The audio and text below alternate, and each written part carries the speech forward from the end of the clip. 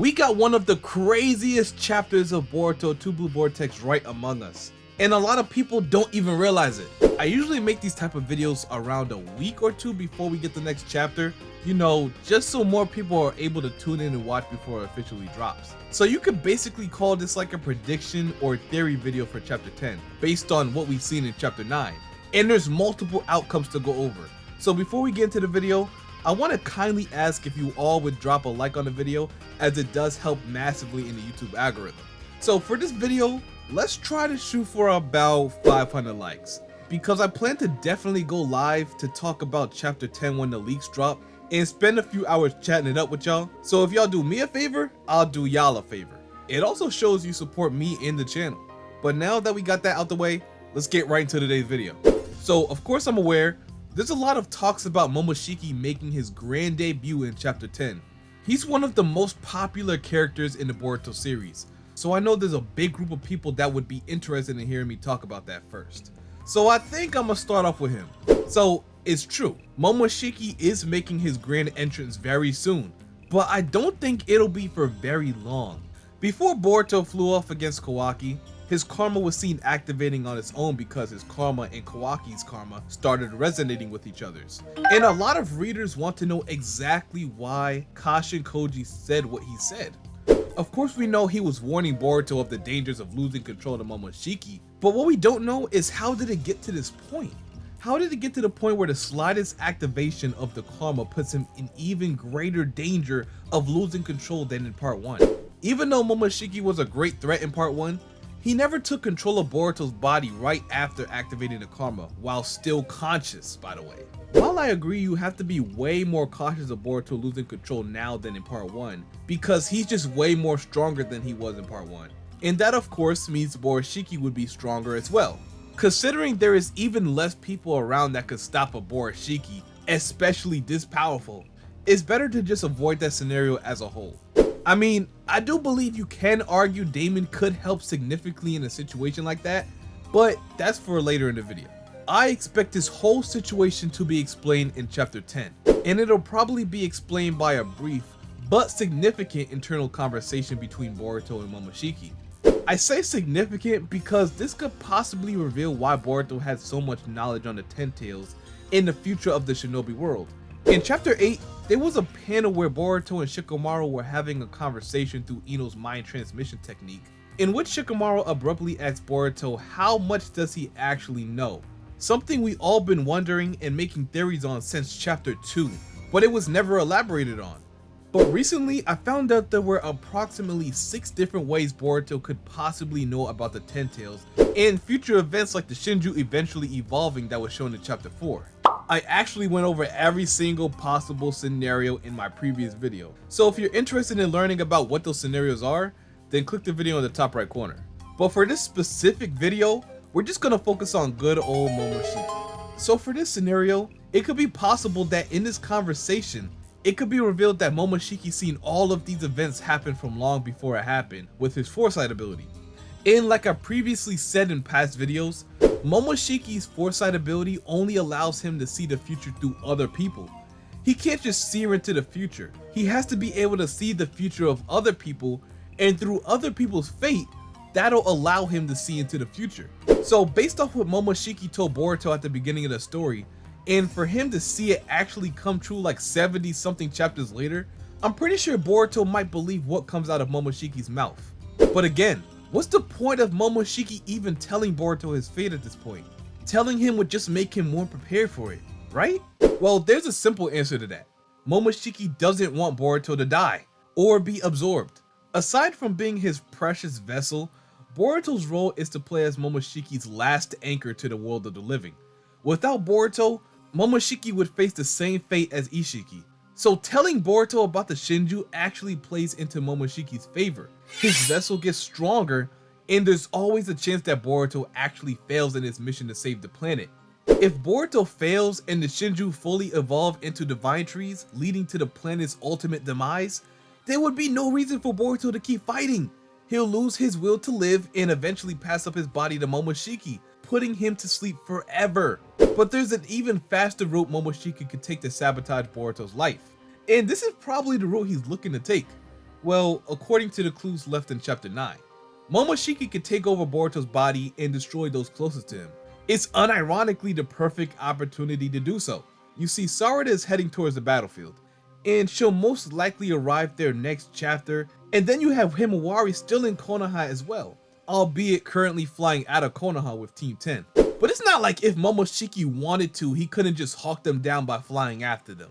As much as I think those two are very likely possibilities, I already made a video on what I think will happen, and that is Boruto with his karma, or Momoshiki facing off against either JURA, HIDARI, or both to help Team 10 lure them out of Konoha and keep everyone safe. No matter what Momoshiki says to Boruto, I don't think it'll stop him from trying to do all he can to help his friends fight to protect their village. That means no retreating or anything for Boruto. This is the first time in Tubu Vortex we'll actually see Boruto really anxious or unsettled because of what's at stake. Momoshiki will still be in his ear prior to the fight and tell him that he can't stop the Shinju or change the future because it's already set in stone. And this is just to irritate Boruto. But we know our main protagonist too well at this point. That just isn't going to move him in the slightest. I did say Momoshiki could fight against the Shinju as well, and what I meant by that is basically from the slim chance that Boruto could actually be absorbed by the Shinju, or the threat of him being absorbed. Like I said earlier, Momoshiki doesn't want Boruto unalived or anything like that. He simply wants to be able to take control of his body permanently and live out his life as Boruto. And unfortunately, the Shinju are in the way of that. We've seen how Momoshiki deals with people that are immediate threats to Boruto's safety. He tries to eliminate them as swiftly as possible, like with Code or Boro.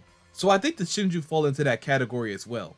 Judging from the statements Boruto said about the Shinju absorbing him or Kawaki to instantly finish evolving, or when the bug clone threatened to absorb Boruto in chapter 4. So no matter how Momoshiki's new prophecy for Boruto is supposed to go, if there is a threat that Boruto's facing and proves to be too much for him, I suspect Momoshiki will do what he can to jump in the fight to protect his vessel.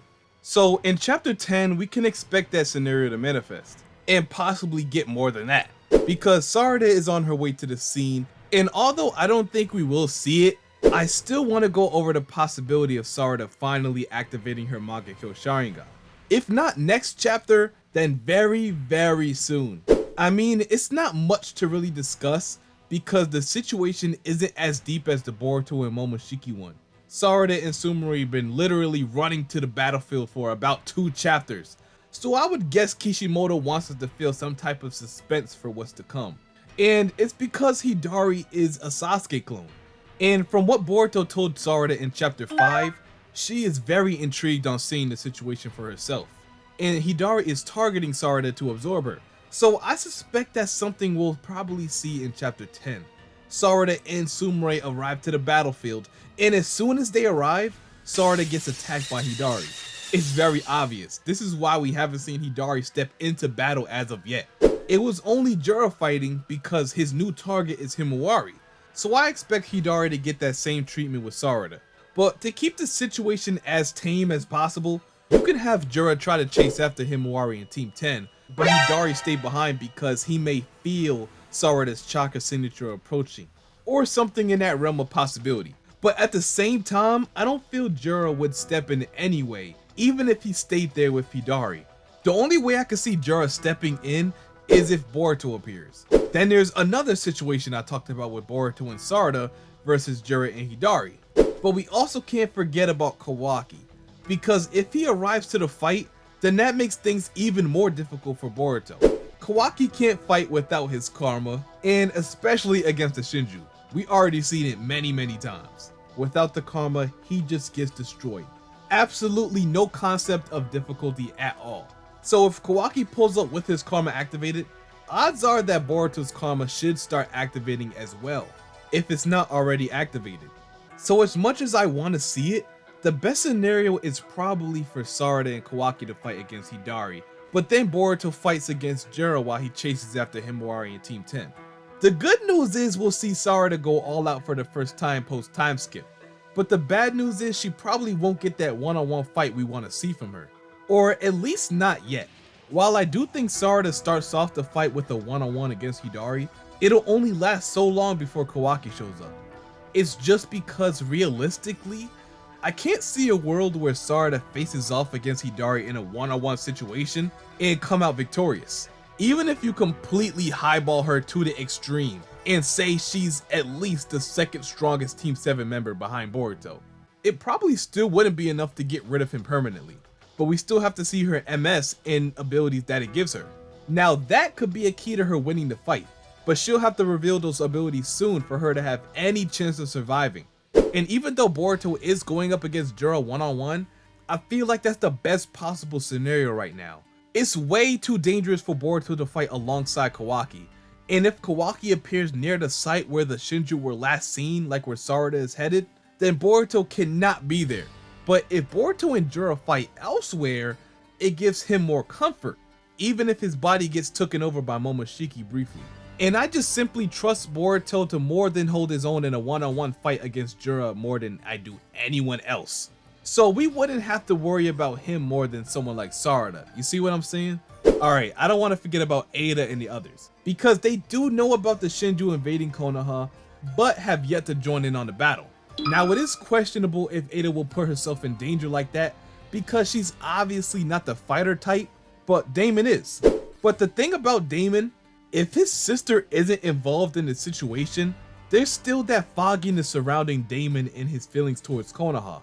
Does he care about the situation at all? Would he step in to lend a hand even though it really has nothing to do with him yet? And I don't think there's enough proof to come to the conclusion that if HIMAWARI was in danger, then he would try to save her. He was just surprised that she housed that much power for a little girl. Me personally, I don't think it means he cares about her. But obviously he'll have to protect Ada against the bug clone eventually. But it doesn't look like that's the case yet. Only JURA and Hidari are in Konoha, and neither of them are after Ada as far as we know. Now if JURA and Hidari are like the virgins and the rest of the Shinju are also in Konoha, which I doubt, but still very possible, then there's another issue. Damon would probably have his hands full himself to really lend a hand elsewhere. But in Mitsuki's case, he'll most likely join in the fight as soon as possible. Him being a Konoha shinobi, it's his responsibility to fight against threats like this. So maybe we could see a Boruto and Mitsuki fight against JURA. I feel like that would be an exciting scenario to witness. KAWAKI at full power and Sarada versus Hidari, and Boruto and Mitsuki versus JURA, officially making it a showdown between Team 10 and the Shinju. Then we just roll the dice and see where it goes from there. But if there was a scenario where we see Team 10 versus the Shinju, then who comes out on top? Team 7 or JURA and Hidari? Let me know your thoughts in the comment section below, and if you agree on my views on the situation, or maybe you think something else might happen instead. Chapter 10 officially drops on May 20th, so you know we'll be getting spoilers a day or two prior to that, and I should be going live to react to the spoilers with y'all. So if you want to see me go live and just chat it up with you guys for a few hours, then make sure you show love and smash that like button. But without further ado, I appreciate everyone who made it to the end of the video. And until my next video, I'm out. Peace.